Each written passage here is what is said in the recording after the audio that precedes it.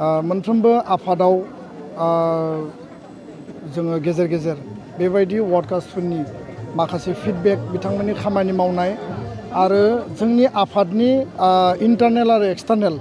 आफाद मोनसे सामलायनाय आरो दैदेननायाव बिनि डिसिप्लिन अर्डारनि बाथ्रा बिनि जि जोंनि आइडियोल'जि प्रिन्सिपल बर' माहारिबादखौ लानानै हाबा मावनायनि बेलायाव आरो जोंनि जिफोर माने हाबाफारिफोर दङ बे हाबाफारिफोरनि सायाव जोङो माखासे इनफरमेसन होनो गोनां जि बाथ्राफोर दङ बेखौ जोङो दिनै गुवारै आरो गोथौयै सावरायबाय गोबां दख'रानिफ्राय माखासे कुइसन दङमोन बे कुइसनफोरनि सायाव जोङो पर्यालोचना खालामदों आरो माखासे जोंनि मिशन क्वालिटी एडुकेशन बर'फा मिशन फर सास्टेनेबल चेन्ज आरो जोंनि जिफोर माने एक्सन प्रग्रामफोर दङ बिनि सायाव गुवार आरो गोथौयै सावरायदों दा बेखायनो माहारिबादखौ बिथा खालामनानै दुलाराय बर' फरायसा आफादा जेब्लाबो हाबा मावदों बर'नि हारिनि जातीयताबादनि सार्थआव एबसुआ सेल्फलेस भलुन्टारि जोङो खामानि मावबोदों आरो मावलांगोन बे जोंनि मट' बड'फाया मास्टार रेस दानायनि बाथ्रा बुंदों भाइब्रेन्ट बड' कमिउनिटिनि बाथ्रा बुंदों आरो जोंजों थाफानाय गोग्लैसोनाय हारि हारिसा बेखौ एखे लोगो जौगाखांनायनि थाखाय लिभ एन्ड लेट लिभनि मट' होनानै गालांदों आरो बेखौनो लानानै दिनै जोङो गुवार गोथौयै सावरायबाय सनितपुर जिल्लायाव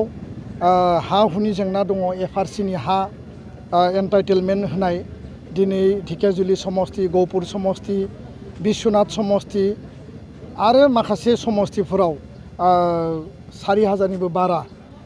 जोंनि न'खरफोरनो लेन्ड एन्टाइटेलमेन्ट होबाय बियो एबसुनि दाबि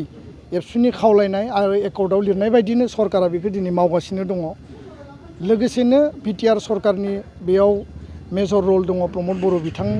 आरो आसाम सरकारखौ जोङो दाबि होदों खावलायदों बेबायदिनो बिथांमोना मावगासिनो दङ नाथाय हग्राजुलिनि माखासे पार्टआव आरो सटियानि माखासे ओनसोलाव प्राय ओनसोलावनो दिनै बे हा होनाय खामानिया माने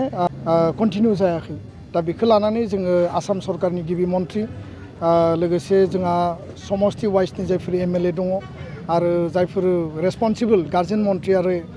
एमएलएफोर दङ बिथांमोनजों जों डिसकास खालामगोन डिसि बिथांजों डिसकास खालामगोन बे दिनै नङा गाबोन पजिटिभ लामा ओंखारगोन आरो बेखौ जोङो कुनु कारनाव नागारा कुनु कारनाव जों बेखौ कमप्रमाइस खालामा आरो बेखौ हानाय नंला आरो जानाय नंला होननानै जोङो फावसायनानै थानाय नङा दा बेखायनो हा हुनि एन्टाइटेलमेन्टआ मेजर बेयाव इस्यु सेकेन्ड इस्युआ जाबाय जे भेन्सार स्कुल प्रभिन्सियेलाइजेसन गोबां स्कुला थैलांबाय गोबां टिचार रिटायार जालांबाय गोबां स्टुडेन्टआ खमायलांबाय स्कुला नेचारेलि डेड जानायनि लामायाव दा बेखायनो 6.3नि आधाराव टाइमा बोसोरथाम थांबाय सरकारखौ जों बुंदों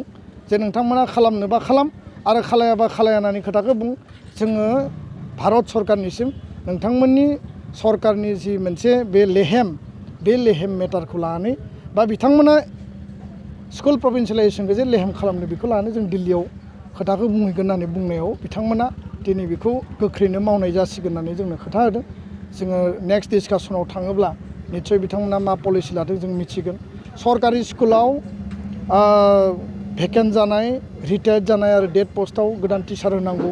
टेट एपइन्टमेन्ट होनांगौ सरकारा होआखै सिंगल टिचार जिर' टिचार दङ इजिएसआव पार्मानेन्ट टिचार गैया स्टुडेन्ट खमायलांबाय बर' मिडियामनि एलपि एमइ स्कुलाव गुबुन एसामिस मिडियामनि टिचार हरनाय बे माखासे थासारिनि थाखाय दिनै सनितपुर जिल्लायाव स्कुलनि अबस्थाया जेरैबायदि मोजां जानांगौ बियो माने जोङो एडभान्टेजखौ मोननो हायाखै जायनि थाखाय जोंनि गार्जेनफोरा बर' मिडियाम स्कुलाव गावनि गथ'खौ होगोन ना होआ बेखौ लानानै गोबां जेंनायाव गोलैनो गोनां जादों नाथाय जोङो मोनसे बिश्वास होदों जों मोनसे ट्रास्ट होदों जे बर' मिडियाम स्कुलाव माने राष्ट्रीय शिक्षा नीतिनि आधाराव नेशनेल एजुकेशन पलिसिनि आधाराव मादार टां हम लेंगुवेज रिजनेल लेंगुवेजाव गावनि गथ'खौ क्लास 5 क्लास 8सिम फोरोंनो हायो जायफोरा मिडियाम गैया मिडियाम खालामनानै खिन्थु बर' मिडियामा 10सिम दंखायो दिनै 12सिम जागोन दा बेखायनो जोङो खावलायदों जे जोंनि बिमा राव जोंनि सोलोंथाइ आरो एनरलमेन्ट केम्पेइन खालामदों आरो टिचार होनायनि थाखाय जों सरकारखौ नारसिनदों सरकारा टिचार होनो थाखाय बाध्य आरो नङाबा आरटि एक्टनि आन्दाराव जों सरकारखौ आइननि भाबै जों कर्टआव काटगारायाव गसंहोनो थाखाय जोङो माने बाध्य जागोन दा बे बाथ्राफोरखौ जोङो गोथौ आरो गुवारै दिनै सावरायबाय आरो जोंनि जि मावथि बिथांमोननो जों मरेल मटिभेसन आरो बिथांमोननो जिखिनि आफादारि कनस्टिटिउसनेल जिखिनि बाथ्रा बुंनांगौ आरो जोंनि आइडियोल'जि आरो प्रिन्सिपलखौ हमथानानै माहारि आरो समाजखौ जौगाहोनाय बर' हारिनि सेबा खालामनाय लोगोसेनो बर' फरायसा फरायसुलिखौ गोजौ लेभेलाव लांनांगौनि थाखाय गुन गोनां सोलोंथाइ होनांगौनि थाखाय जिखिनि जोंहा एक्टिभिटिफोर दङ बे कन्टिनिउ जागोन आरो जायफोर इस्यु दङ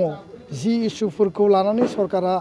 जोंखौ मालाबा खस्थ' होनो नागिरो जि पलिसि नीतिफोरा जोंनि हेंथा जायो जि पलिसि नीतिया बर' हारिनि हेंथा जागोन जोङो एट एनि ममेन्ट बिनि थाखाय सोमावसारनो आन्दलन खालामनो धरना होनो थाखाय जोंनियाव खुनु टाइमनि प्रयोजन गैया जों जिकुनु टाइमावनो जिकुनु बेबायदि एक्टिभिटिखौ लानो थाखाय जोङो वी आर अलवेज रेडि बिटिआरनि सिमा जि सोसननाय जि कमिसन दङमोन बे कमिसननि गेजेरजों